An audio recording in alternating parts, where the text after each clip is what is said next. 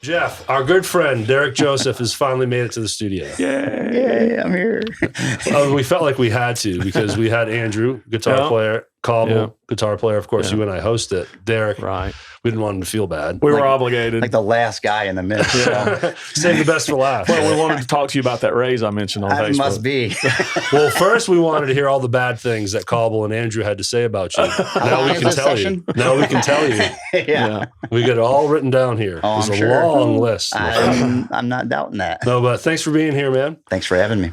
You were one of my first visitors because you actually helped me move a giant box that had to be assembled into a storage cabinet. Yep. That's fun. I needed a truck and a second set of hands, man. I couldn't do it. I was there. I was like, Derek's, gullible. He'll help me. I'll suck him in. I appreciate that. No problem. Anytime. It looked a little different then, didn't it? Yes, it looks awesome in here now. I love it. Really cool. I know you're a busy man too, so we appreciate this. And, couldn't wait to do it. So I'm psyched. So right on, man. Well, let's get started here. We want to talk about you. Let people know. I'm really interested. But also I think it'd be kind of cool if we also act like buddies, like we're on the bus. Yeah. And also shoot the shit. Yep. A little bit. Good. We had Andrew in here, and Andrew, for anyone that doesn't know, I can never pronounce his last name. Solamito. Thank you. Is one of our two guitar players. Yeah. Young kid. Just graduated college, moved to Nashville. He came in here, we got a little carried away. We did. And we were like talking like in the bus after the gig. Yeah, it's going to be a lot of hooting and hollering and F-bombs everywhere. A lot of beeping. So there's some editing on that one. Yeah.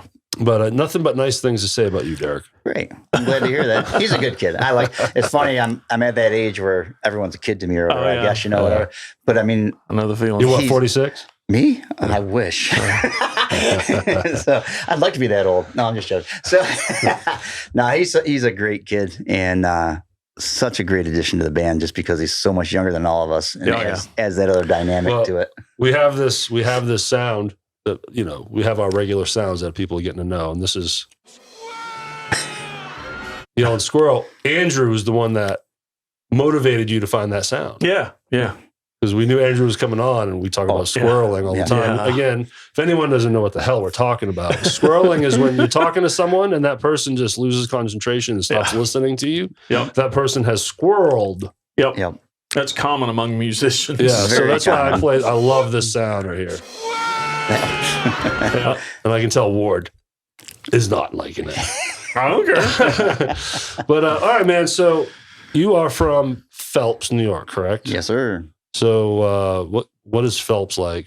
It is a small rural farming community in the middle of nowhere, upstate New York. What's the population like? When I lived there, I believe it was 3,500. Oh, wow. That is tiny. And it was small enough where like the next town was also like 3,500. So we went to the same high school and schools and stuff, just to make it more economical and stuff. So how did it work back then in a town like that without Walmarts and Dollar Generals? Well, actually, my family, I grew up in retail because my dad had convenience stores and a small like supermarket or grocery store. And then we ended up building a supermarket in our town. That's great. And had that until what was it called? It was Joseph's Market Basket, actually. There you go. And we had that, and that was how I got into retail. We ended up getting rid of those, and I went into retail and did that for a few years. Target, right? Yep. Then I went to Target. Well, I went to a few different stores up there. There was one called Wegmans. It's a huge grocery chain up there, and I was with them for quite a few years. And then went to Rite Aid. I was at Rite Aid. I was a corporate trainer for them. And then I went over to Target. And then with Target, I was a corporate trainer and then a store exec. And used to go around the country. Enjoyed that. Actually enjoyed that a lot. That's cool. So this is cool because this shows that business acumen, so that's that story. And then eventually this overlaps and ties into your music and how you ran your music. Oh yeah. Music is a business. I mean, absolutely. Like when I moved to Nashville, it was weird. I went, of course, from local bands where you just played for $600 a weekend or whatever, $1,000, to all of a sudden having to run it like a business and find musicians and find transportation and find the gigs. It wasn't like, it was that typical scenario of big fish, little pond where I came from. We could play anywhere we wanted to pretty much. All of a sudden you're getting to Nashville and it's like, hey, I want to play here. I want to play there. And they're like, well, we've never heard of you. Yeah. Kind of made you want to go back to retail, didn't it? Oh, man. Nashville is very humbling. Yeah, for sure. So, so how far is Phelps from where we played? We played the Turning Point Casino. Turning Stone Casino in Verona. That's about an hour and 20 minutes, I believe. Okay. Right around there. Okay. So we were pretty close to home. Yeah, you had a lot of people come out and support you for that. That was a great one. A lot of people who planned on it couldn't for different reasons or whatever, summertime. But I was real happy with the attendance that we had from my hometown. They usually show up pretty good for me. And the guy that booked us, Brian Fagan. Yeah. He's a fan of this podcast. Yeah. Thank you, Brian, for always commenting and liking stuff. Yeah. Yep. And great guy. We hope to come back up there and play again. He said he's got more gigs coming for us. I just talked to him the other day, actually. So let's make it more clear. So his name, and he booked you. So what's his name again? Full name? Brian Fagan. Brian Fagan, and he booked you at Turning Stone Casino. Yeah. In what part of New York? Verona, New York. Yeah. And then and he is showed up, met him. He was there for sound check. Yeah. Yeah. He's with Grace Musicians Group. Okay. Yeah. Got a lot of good artists under him. He's doing a lot of great things up there, really. Yeah, I've been pushing some of his artists because they're great. Oh yeah. I mean, he's got a great ear, really. Like, I mean, I hate to say like some promoters or whatever don't really have an ear for it, or he's got a great ear for the bands and stuff, and he knows whether He must have had a misstep with us. What the hell happened there? He's picking him really drunk before our show. He's picking some good ones though. He really is. Yeah. He's got some all right. Brian doesn't comment enough. All right, so we don't have to talk that much about him. Yeah, that's true. Yeah, we're done with him. No, I feel like I can mess with him. Yeah. Keep listening, Brian. We'll have a conversation through the show here. So okay, and then early on in you weren't a vocalist at first. No, I started out on piano. Okay. Actually, I did piano for quite a few years. 8 years old, right? Yep, 8 years old. I started on piano. Played piano until I was 12, I think, or so. And then my sister was dating a drummer, so drums seemed really cool. He was a cool dude, because they are cool. Yeah, drummers are the coolest. I'm like, cool. Well, let's take up the drums. So I took drums and played them, and played through high school and local bands as a drummer. Sang background harmonies. I always loved to sing, but I was so self-conscious, on stage fright and everything. So my drum set, if you see my old pictures, of course, that was the 80s. Late 80s, early 90s. With the toms like above your head. Huge cymbals, toms, everything, So you couldn't even see me. So it was okay. I could sing like that because nobody saw me. Yeah. And played drums for quite a few years. And then took up singing. I was down actually on business to Gulfport, Mississippi. My father used to live there. And did you know. Yeah. Well, I was actually scheduled to go to, I believe, Atlanta, Georgia, as I recall, on business for Rite Aid. I was supposed to go there and train people. And on Sunday night, my district manager calls me and says, "Hey, you're not going to Atlanta. You ever heard of Gulfport?" And I said, "Yeah, my dad lives there." He says, "Well, that's where you're going." All right. And so the next morning I flew out to Gulfport and was there for like 3 weeks training people. And my dad only lived 12 minutes from my hotel. So I never even really stayed in the hotel. I stayed with him, and he had a big party for me because it was the first time I had been down there. And he was really big into guitar and singing, and just kept bugging me. And I finally had enough beers in me that it's like, fine. So I sang Toby Keith's How Do You Like Me Now was the first song I ever sang in front of people. All right. And so that kind of like spurred it. It was like, okay, well, this is pretty cool. And I went back to New York and figured, well, let's keep singing, see how it goes. And you just started building bands? Well, I went back there, and that was back when Craigslist was still popular. Yeah. And like band mix and things. And there was a local band up there called Bad Habit. And they were a big rock band kind of around the area, pop rock and stuff like that, party band. And they had an ad on Craigslist for a singer. And I literally had been singing like a month at this point. And I'm like, well, screw it. I'm going to send them an email. So they said, come on out. So we go out to a rehearsal or a tryout, and there's 2 other singers there.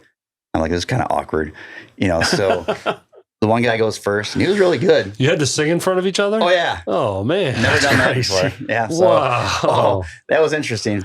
So he sings real good. I get up, I sing. Next guy gets up, he sings, whatever. And they're like, well, we'll let you know. I'm like, cool. And I did it more for the experience of a tryout and auditions to see how it goes. Sure. And, it's literally the first time I sang over like a PA with a band. I didn't even know how that would work. Right. And few days later, she called me and said they wanted to offer me the job, as a singer for their band. So I sang with them for a couple of years and played around up there. What was the material? Man, everything from Three Doors Down, Nickelback, to country, to Brown Eyed Girl. Wow. It pretty much didn't miss any stops. It hit everything. I know when I hit the casino world as a bass player, it was the same thing. Yep. And I'm sure you felt the same way. Moments probably not fun, but man, it's a good education. Oh, it was great because I learned songs I probably wouldn't, if I had just stayed in country, that I wouldn't have learned. And then we ended up doing later, after I moved to Nashville even, and did some of the casino circuit stuff. They were just songs that worked. Hey, in my casino years, I used to have to play a lot of Justin Timberlake, Christina Aguilera. And I tell you what, I learned a lot of shit from those songs. Oh, yeah. And I always enjoyed anything we had to play because of the education I was getting from all this different stuff. Right. Until I drank too much on stage and got bored. Well, it's one of those things people, like, they see you doing country, they figure, well, he's just a country guy. Or see someone playing drums with a country band, that's all I know is, or you like funk, and stuff like that. You like, people wouldn't necessarily know that about you, but that your style is very wide range. I mean, Casey and the Sunshine Band is my favorite type of music to play on bass. Sure. Yeah. And who would guess? You see with the country band rocking out to that, just you don't assume that. So, but when I'm listening to music, it's hard rock. Yeah. Heavy metal type stuff. But that's me. I'm Hair Nation is on in my truck most of the time. We're gonna have a conversation about that. Can't wait. Our time on the bus. We should have thought of this before starting. Like, we got to tell one. We've had some pretty fun bus stories. Yeah. I think there's one that we probably can't talk about that deals with cucumbers. Oh my God! Yeah, but we're not gonna. Anyways, I've told that in several other places. No, not this one, not yet. Yeah. Let us grow a little bit. That's a gross story. But all right, let's bridge from New York to Nashville now. So, we I have a story too, which is fun. I want and I've heard your story a few times now, but I'm also kind of a burnout, so I forget things. So. So what year was it and how old were you? I was 37 when I got my record deal. And I was just kind of traveling back and forth. What year was that? That would have been 2007. Okay. I believe it was. Okay. So or 2008. I don't want to leapfrog important stuff because you said I forgot that you got a record deal. So let's not just skim over that. That's interesting. So how did you get a record deal while playing in New York? I had a buddy that was going back and forth to Nashville and stuff, and I just kind of used to go down with him. And he really kind of showed me the ropes of how to get songs pitched to you, how to even set up meetings with people in record labels or writers and things like that. How to find songs for you to sing and play and record. And try and find like what my voice was and stuff. And so I had put out an ad looking for material, and I got hundreds of CDs sent to me from every writer all around the country that belongs to this Nashville clique. And I found several CDs of music I liked, but there was one company that had like 4 or 5 really good songs, and it was Little House Records. And so I asked them if they were okay with me recording it up in New York. And they're like, yeah, before you do anything, you got to send it to us, though we don't want to just put out there. Mm-hmm. Right. So I recorded at a studio in New York and sent it to them. And just one song or all 4? I did 2 songs and sent it down to them. And they said they really liked what they had heard. Asked me if I had any video, like performing and stuff. And I said, yeah. So I sent them down my video of what I had with my current band in New York. Right. And so they sent me another song and that I really liked, recorded that, sent it back down to them. And they said, well, we'd like to meet with you sometime. Do you ever come to Nashville? I said, oh yeah. So one time I was down there, I met with them and talked with him about everything and went back home to New York. And he said, well, we'd like to bring you down for a vocal audition at a studio down here. And okay. So they brought me down for that. And it was great for me. At the time, one of the songs I loved singing on stage was Country Is My Rock by Trent Tomlinson. Yeah, great song. Co-writer is a guy named Tony Ramey. And Tony has a phenomenal voice. He sang on one of the demos. I found that out later, and I was always like, God, if I could have that guy's voice. Mm-hmm. But so I go down there and we walk into the studio, and hanging on the wall is a gold record for Country Is My Rock. Trent Tomlinson, co-writer Tony Ramey. That was the sign. That was Tony Ramey's studio. And went back there, and it was a pretty daunting audition. They put me in front of the vocal mic, and I was nervous anyway. Sure. You know, and you have an audience again of just strangers in the room. Yeah, I mean, I met the record label owner like twice, and I never met Tony. And I found out in talking with him that he was the one who sang on the one demo, and he's got a phenomenal voice. And so they put me in front of the microphone. They start the song, and I start singing, and I'd sing like 20 seconds. He'd hit the thing. Wait, let's redo that line. I'm like, okay, go back. And then like figure out where they're coming into it to, you know, and stuff. Do all that. I get another minute into the song. Let's retake that. Sing this one a little higher, a little lower. That would drive me crazy. Get 30 seconds in. Hold on. On that run, try going a little higher. You know, we're going to run, and then you're going to run down the octaves. Okay. He's testing you. And I'm like, oh my God. He's testing you. Of course, you. I'm too new at this. I'm like, I am bombing this hard. So, I mean, it could have been the singing part, but I think also he was, I can't speak for the guy. I wasn't there. I'm not him. But it sounds like he was testing you. That's to see how you would handle. That was what he told me. The stop and go and the notes. Once we got through the second song, we got about halfway through the second song. He's like, "That's good. Just come on back in the sound room." I'm like, "Phew, yep. Obviously, I'm going home." Was every part of your body sweaty? Yeah. Oh, it was for sure. And I'm like, man, I just bombed hard. And so I go back in the sound room and talking with his name was Randy Jack Wiggins is his name, the owner. Talking with him and Tony and stuff, and I'm just feeling like a dog that's been kicked, you know, and I'm like, just waiting for it. And he's like, we really like what we hear. Like, we'd like to sign you on, you know, offer you a record deal, have a contract for you to look at, this, that, and the next thing. And I don't think I really like caught it all at that moment in time because I walked outside, got in my rental car, and I'm like, there's no way that just happened. Like this is what went on in Derek's head. Oh, absolutely. Yeah. I'm like, there's just no way that I finally had a reason to play that song. I'm so happy. Well, so I went home and had a lawyer look at the contract and all that and thought about it. Not that there was a lot to think about, you know, and they're a smaller, you know, independent label, and signed the record deal with them. That was, they say it was, I think May of 2008 when it was. And they told me to be prepared. You know, we'll release these songs, we'll record them, release them. They may never do anything, you know, or smaller independent. But they're covering the bill, right? Yeah, that's part of the deal. Don't got it. Well, I covered a good portion of it as well. You know, I invested some in my own career. Yeah. And but we had some of the, like 5 of the biggest promoters in Nashville. Several of them are still doing it. And like one of them was Rascal Flatts promoter. And she still does it. And they would have great stories about promoting artists like that. And here's a little old me, like was amazing. You had a booth next to him at one point at some event. Yeah. Right? Well, I was signing autographs it was the old convention center in Nashville that was on Broadway there. Yep. And I one day signed autographs next to, I was like 2 booths down from Taylor Swift. Huh. And then the one day I was across from Carrie Underwood. Oh, that's cool. I signed one day, and I wouldn't have got anything done sitting across from her. I've just been staring at her. It was really cool because I was. What did it feel like to be the only table without a line? It was cool. I was okay with it. I had because those the people that were attending it didn't know this guy's a nobody. They just wanted the autographs, you know. Right. So I would sign some, but of course she got Taylor's line was a mile out, and Carrie's. But it was such an interesting because when we released it, I fully was prepared that it was probably never going to chart. The biggest promoter, I can't remember. I'm surprised I can't remember his name. He's a living legend in Nashville. Sam Cerami, that's his name. And he's worked for everybody. Eldine, Trace Atkins, you know, you name it. He's promoted them.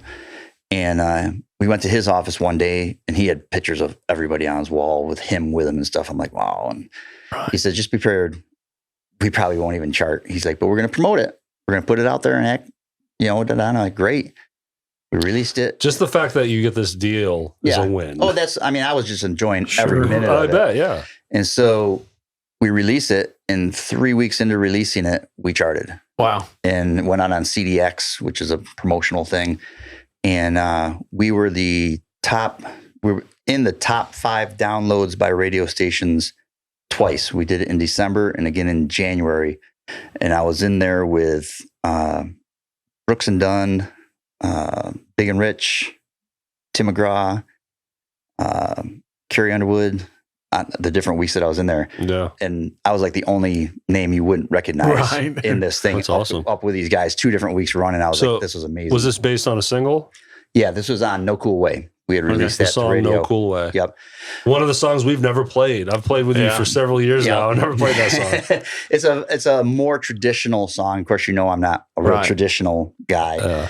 But I enjoyed the song when I first heard it. It was just a fun kind of. And that was a different time. Yeah. I mean, it's been a minute. So, And we should mention we're going to play a song here soon called Mexican Restaurant. Yep. Which is a fun song. Would you consider that your modern single? Was that a single? Yeah. It'd be more my modern style of one. Well, let's bridge there quickly. So you move. So all of this is going down, and you're thinking, okay, it's time to move. Yeah. Well, it got to a point where they told me I was still living in New York, and I literally had lived within 5 miles or so of the house I grew up in for 37 years. Yeah. And had never ventured out. It's a big deal. Didn't go off to college anywhere. Right. I lived and breathed in Phelps, New York. Thought I would die in Phelps, New York. Yeah.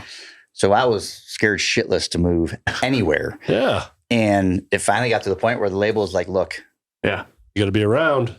You either got to move to Nashville or we're going to release you. Well, because they need you there. Right. That was for there's events and industry events. I kept like flying in and driving in, and there's CRS. They don't want to pay for that anymore. What's up? Or were you paying for all of it? A lot of times I was paying for it. Of course. And, and going to all these events and stuff. And it just did make more sense if I'm going to, and they're like, you got to be here. And so picked up, moved to Nashville. Had a good reason. Oh, yeah. And it was, don't regret it. Loved it. I mean, the experience I had was phenomenal. Yeah. There's nothing I've done in my musical career really that I regret. It was all a learning curve, tons of fun. I got to meet all kinds of amazing artists, and be friends with guys I was seeing on TV. All of a sudden, I knew them. Now he's playing with us, Jeff. Yeah, he moved up. Yeah, I finally graduated.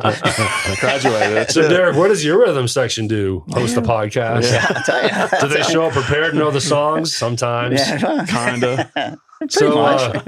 So I've been trying to think of when I started playing with you, and I want to say 2013. That sounds about right. Somewhere in there, I kind of sat in at the Isle of Capri in Lula, Mississippi. Just a one-off. That might have been 12 because I know that because where I was living at the time. But it was the next year. And I don't remember how it happened, but you just reached out because you were rebuilding a local band. Yep. And it was me, Eric Foreman on drums, and our good buddy Scott Smith Yep. on guitar. And actually rehearsed in my house in Memphis that I had at the time. That was cool. I call it the Rat House. I think it explains everything you need to know. And then, so I think that was 13. And ever since then, it's been an on again, off again relationship. And I've had my ins and outs with music, frustrations. I want to say we haven't had our in and outs personally. We've been friends the whole time. Oh, yeah. Just nothing but love and like family. But our musical paths would change and come off the road, go back on the road. I took a year off. And I took time off. That was my thing. It's just you get burned out. You know how it is. And absolutely. It just will do it to you. So Jeff had played with us a couple times in the past. Well, we won't talk about the show at Hollywood Casino. We've already discussed We've talked about that enough. But you don't wanna. So it was earlier this year. Yeah. Jeff and I on the phone, like we do often. We all, even though I hadn't played in like 16 months. Right. But always remained close with Jeff. Yeah. Right. So we're on another phone call, and like always, Jeff's like, dude, when are you going to play again? I want to be in a band with you. And I'd always just be like, dude, I'm done. I'm like, not right now. Finally, I just throw it away. I'm like, Jeff, talk to Derek. If he wants to do something local, I'm in. Yep. And then I hung up with you and called him. 1 hour later, he's like, bang. Hey, you're back. I'm like, okay. So, all right. And how organic that was, I was like, maybe it's time to try to have some fun again. Yeah. And we did.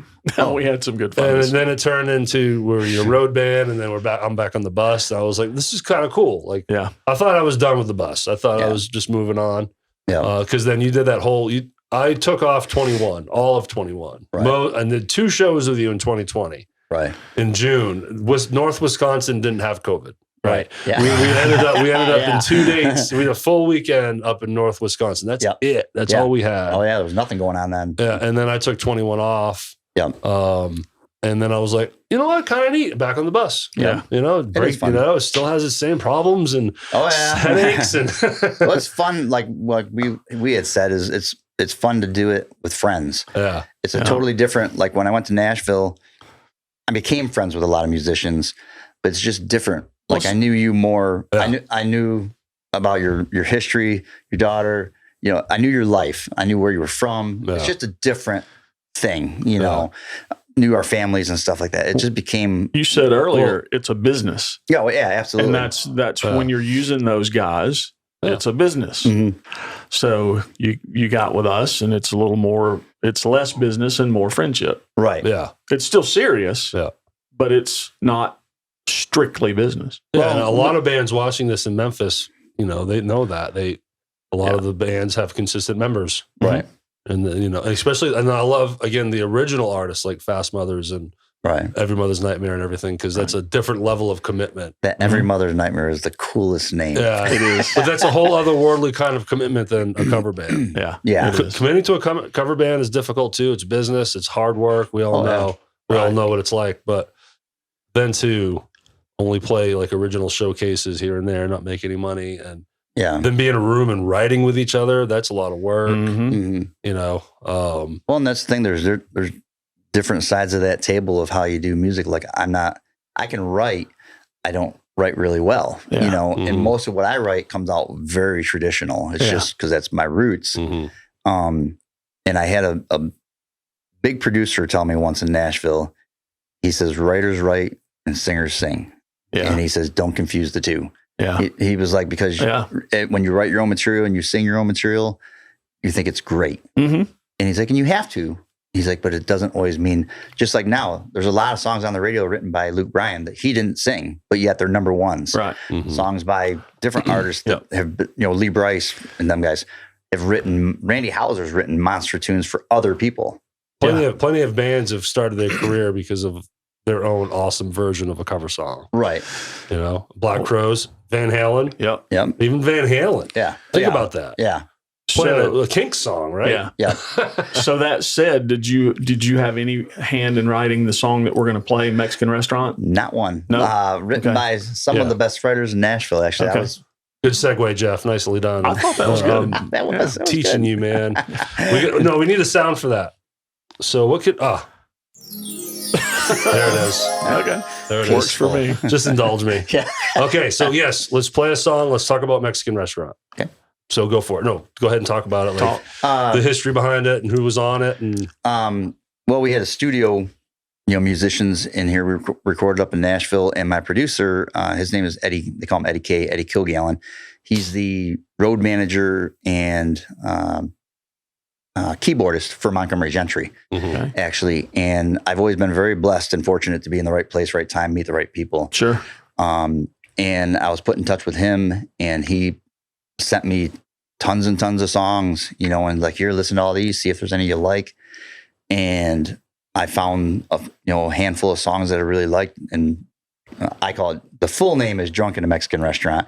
It's hard for me not to say the full name, but I loved that song. especially when you're drunk. Yeah. And I love Mexican restaurants. Luckily, we have 5 in town. And so it just seemed like the right song for me. Yeah. And so he put together just a slamming studio band, and we went in and cut it, and everything it was just easy, you know, and it's been a big hit out on the road, you know, live shows. A lot of people like it. Oh yeah. A lot of good reaction to it. Because Yeah, often, as a lot of bands know, you play their songs sometimes and people have never heard you before. Right. So you always go by reaction. Right. Yeah. And it's always got a good reaction. Oh yeah, it's gotten great response, and so I've been very happy. Even a couple of radio stations up in Wisconsin are already playing it, even though it hasn't officially been released. You know, and it was also fun in the big festival in Wisconsin, Summerfest. Oh yeah, Shame on me for forgetting that. The one year I did it with you, your daughter, my now daughter, daughter-in-law, yep, was on the stage throwing out beach balls to the nice crowd in front of us. It was a nice, like, packed little venue. So how many beach balls were out there? And people were just bouncing them like crazy all over the place. Throwing sombreros. I ordered sombreros. So it was fun. Throwing them out, man. They were bouncing. And Summerfest made a comment about it. They loved it. That's great. And made for good video. It was pretty cool. It was a real, they said on that one, they were figuring about 2,000 to 3,000 people out in front of us. And it was great. And it's just a fun song. You can't help but love it, you know. And so I'm Harley Davidson stage. Yes. Was the stage we were on. Mm-hmm. All right. So here's the song. Let's play it. Did I derail that conversation? No, it was minor. Are you sure? It was minor. I just want an excuse to play this. Okay. Shut up, right? That's all. All right. So here's Mexican Restaurant. Check it out, y'all. Yep.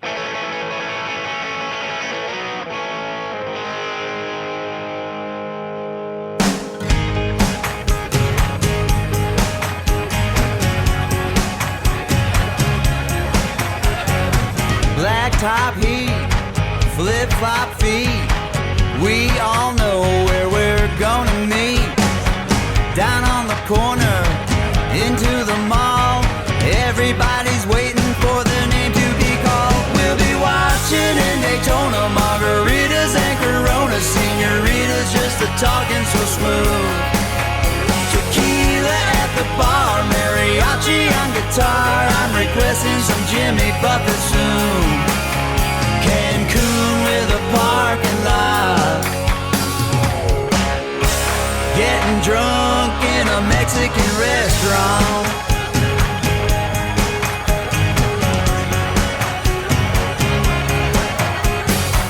Pink umbrellas, big sombreros. This place is hotter than a yellow habanero. Don't need a menu, less has changed. They know my order like they know my name. We'll be watching in Daytona, margaritas and Coronas, senoritas just a-talking so smooth. Tequila at the bar, mariachi on guitar. I'm requesting some Jimmy Buffett soon. Cancun with a parking lot. Getting drunk in a Mexican restaurant.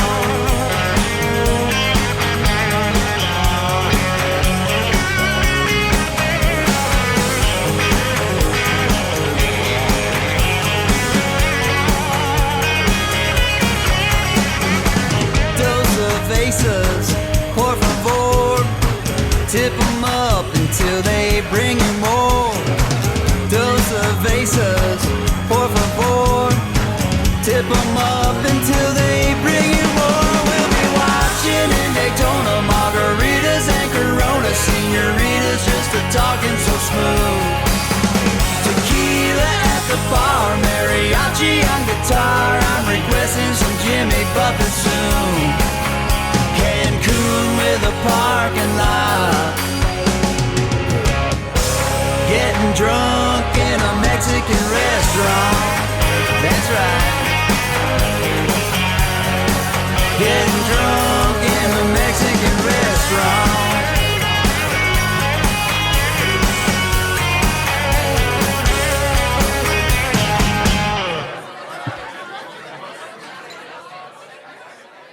One awesome piece of trivia, that's me doing the hand claps. Oh, yeah, very cool. And for real, it wasn't a sound bite on my stupid iPad.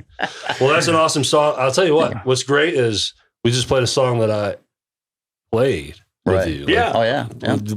Several times live, and getting to see that reaction. It's a fun song to play. It is fun to play. So this is a unique perspective here on this podcast now that I'm playing music for artists. I'm like, I'll play it on that. Now, it'll be cool when I'm on a record that I'm playing. Oh, yeah. Hint, hint, hint.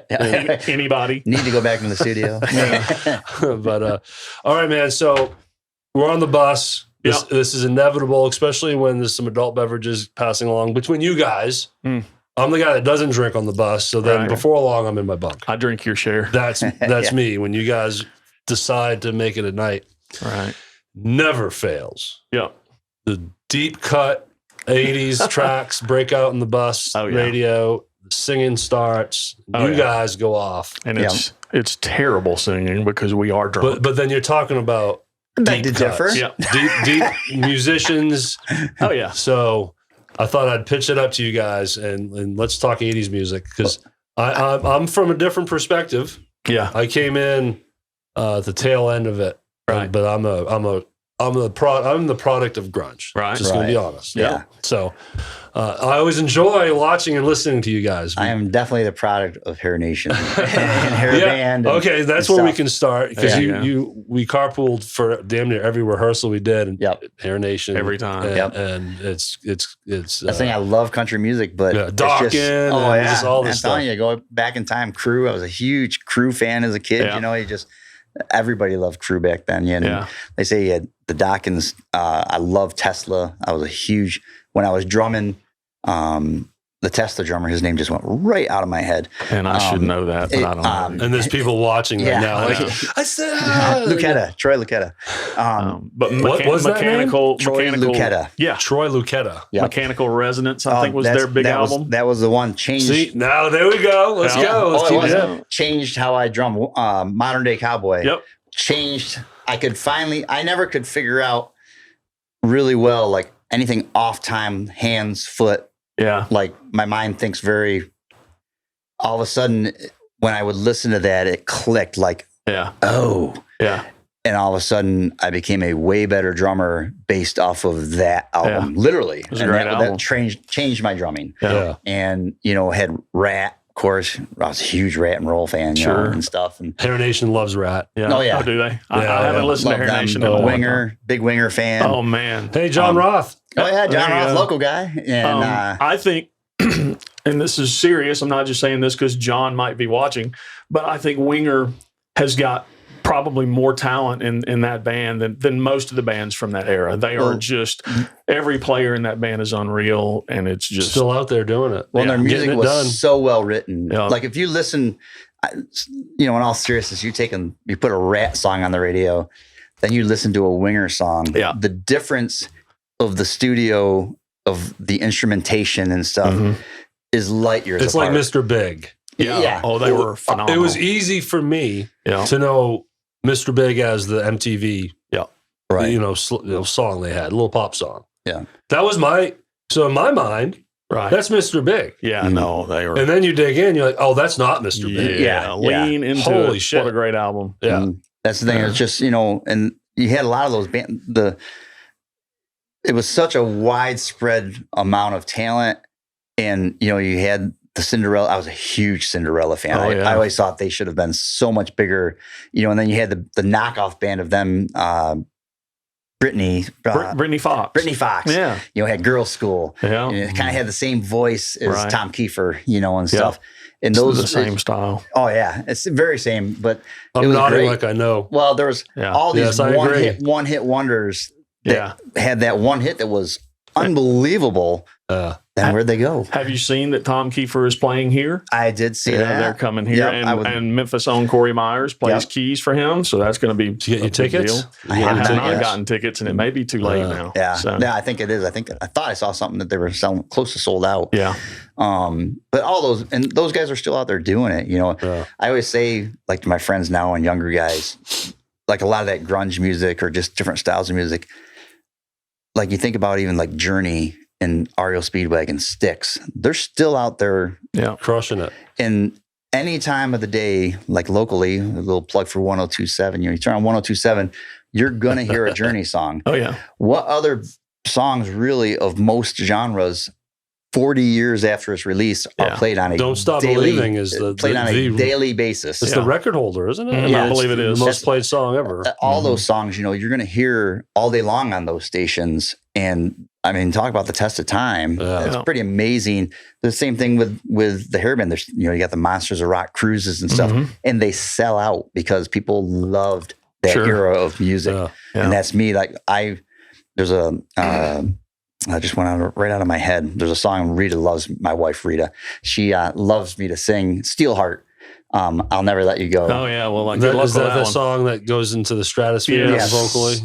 Stupid highs. Now, up until my mid 30s, I could hit all but two notes in that song. Yeah. There's two that are just not even right. Right. And as I've gotten a little older, I struggle a little more. Oh, But that first yell in it, that Yeah. first high Oh, one, man. I did it a while back for my sister. I was over in South Carolina, and I had done it, of course, for Rita, and Rita loves it, and she puts me on the spot all the time to do it. And so she's like, you got to sing that song for your sister. I'm like, okay. So she gets in the car, and Rita's like, put that on. I said, okay, I put it on. I'm like, I got to turn this one way up, Deb. I love it. And she's like, okay, and my sister's used to me. So we crank it up, and I start singing along, and she's like, you sound really good. On that first one just belts out, and she's like, oh my God. And so then my buddy Scott had flown down, Scott Nice from New York. He had flown down, and gets there, and we get him in the car, do the same thing to it. And he about choked on his beer and threw his cigarette down. I scared him when I did it, but I loved all that high. Oh yeah. Me too. To this day, that's why I love him. When we were on the bus that night, that's what we were into, all that, because Jeff sings great. We haven't put a vocal or a mic in front of him yet, on the drums. It's a hidden secret. Jeff can sing really well. And that's the thing, is he hits those high harmonies and things. And those were what, like, a lot of times now when I listen to certain songs, sometimes Rita's like, that doesn't sound right. Well, it's because I sing the harmony. Right. Because I like to sing the harmonies of those 80s songs when I'm hearing them. And it just doesn't sound, of course, quite right in there. Yeah. Man, I kind of witnessed the 80s in this way.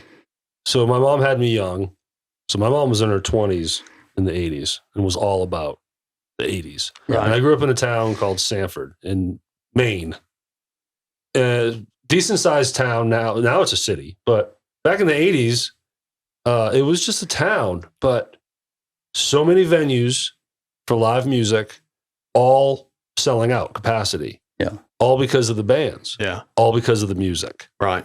That 80s era, the bands were good. Right. Like the cover bands took it seriously, and they showed up. There's more showcasing for original. I was old enough to witness that, because my mom would go out too, and sometimes I'd go to see these bands and everything. And if you knew Sanford, to know that you could make a decent living as a musician in Sanford, Maine, because there's 7 different places to play that book 7 nights a week. That was the 80s. Yeah. Yeah. It's crazy. So I'm fortunate that I did grow up on Def Leppard Hysteria. Was my first, that was my Walkman jam. I wore the plastic off it. So I did get schooled in the right time. But when the 90s hit, it was pretty obvious that all that went away. Right. Right. What a bummer. Yeah. Because it totally changed that. Right. And that venue stopped booking, and now they're still paying the same amount they were paying back then. But you know what? In 1983, to make $150 a night, whole lot better than $100 now. That's because it's truly about. I remember playing drums in high school. We used to play several bars around there, and I was too young to get into the bar. I could, because I was playing. And we made the same money, it seemed like, back then as what a lot of bars offer nowadays. We were making $500-$600 a night back in the late 80s, early 90s. There's bars around here that'll offer you that. I mean, a lot of these bands back then, again, my mom enjoyed the 80s. Yeah. We'll just say that. Yeah. So I was behind the stage in a lot of predicaments. Yeah. But I would see. Right. And all these bands would, they had their own U-Haul that they would repair themselves, and they had their own lights. I mean, they had the staging. Yeah. They really took it seriously. They had their own truck and showed up with the big par cans, and really made a business out of it. Yeah. Well, where I lived, we had Rochester, New York was close to us, and they had a thing called the Penny Arcade. It was a club up there. Big bands would come through and play. Bands you would never think would come play a place like this loved to come play at the Penny Arcade. Yeah. And we had so many venues up there that you get to see all these up and coming bands before they made it, when they were just, Slaughter, when they were coming up. You could see them at all sorts of little places up there. We had that here. And that was a great environment. And I saw Motley Crue was huge by then.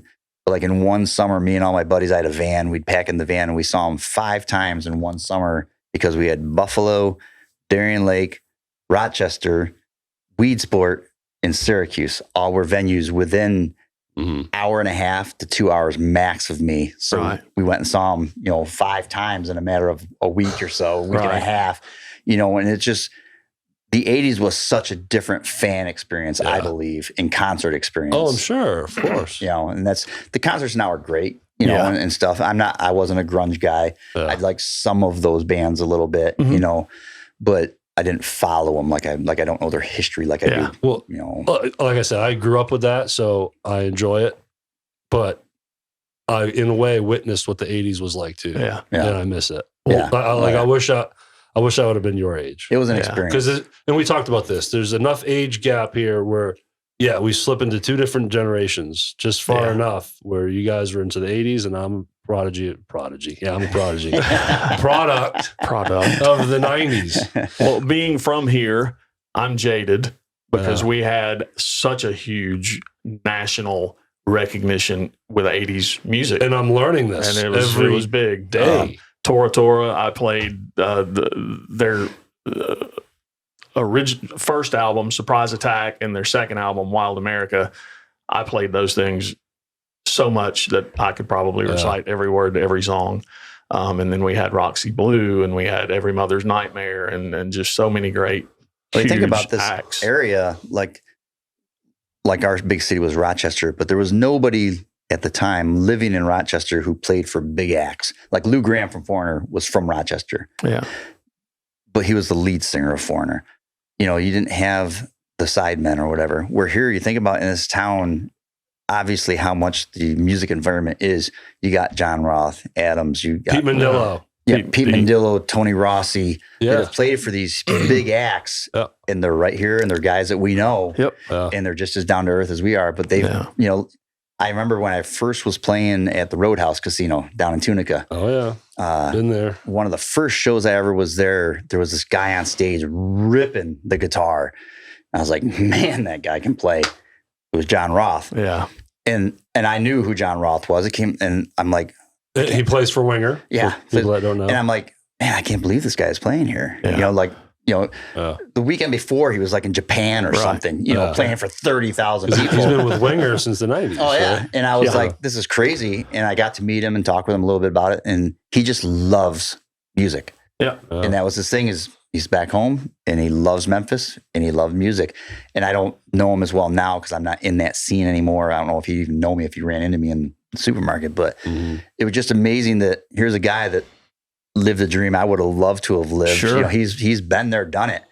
And he's just a normal guy. Yeah. And cool as all get out. So, he's not really normal. He's one of the most amazing guitar players on the planet. I was going to say, Jeff, we're trying to book him. I thought an insult was coming. No. Yeah. No, he is. On the other hand, he's an incrable musician. Oh, yeah. So. Well, look, Derek, it's been so much fun having you here. Been great. This music's a little longer now, so we can still chat. Okay. All right. It used to run out on me. It would die. But look, DerekJoseph.net. Yep. Right. DerekJoseph.net. They can hear samples of your music on there. They can look at your tour dates. They can read your story. Yep. All the socials, YouTube channel, everything's right there. DerekJoseph.net.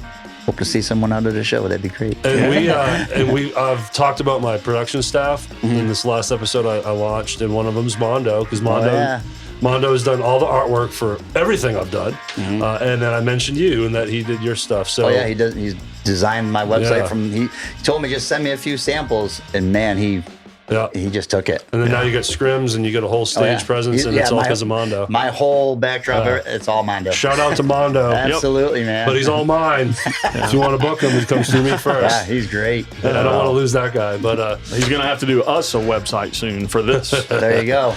So thanks for listening. Now we got to turn the mics off and talk about our contract negotiations. That's Derek, and that's Jeff, and thank you, Derek. Thank you guys. I appreciate it. And you know what? We got to do actual outro here. So we already did that. Jeff, where can we find the Rhythm Section podcast? YouTube, Facebook, Spotify, Apple Music, iTunes. I don't know what is iTunes still a thing? Yeah, it's Apple It's Apple Podcast now. Okay, so just go to our description, click on the link tree, and it'll take you everywhere. Below that link, you will find Patreon. Click on our Patreon link. If you don't know what Patreon is, it's a subscription-based platform for exclusive content. But we have just one tier. No exclusive content. It's called the Tip Jar. It's $1 a month. If you can spare $1 a month, man, that would go a long way. And as always, Shelbyville Productions, SRP Studios. Yeah. If you want a free consultation on your podcast, ShelbyvilleProductions.com. You'll be talking to me directly. So find us on Facebook and like the page, please. Yes, and keep engaging and keep doing everything and sharing. It's awesome. Thank you. Share. All right, guys. Take care. See you next time.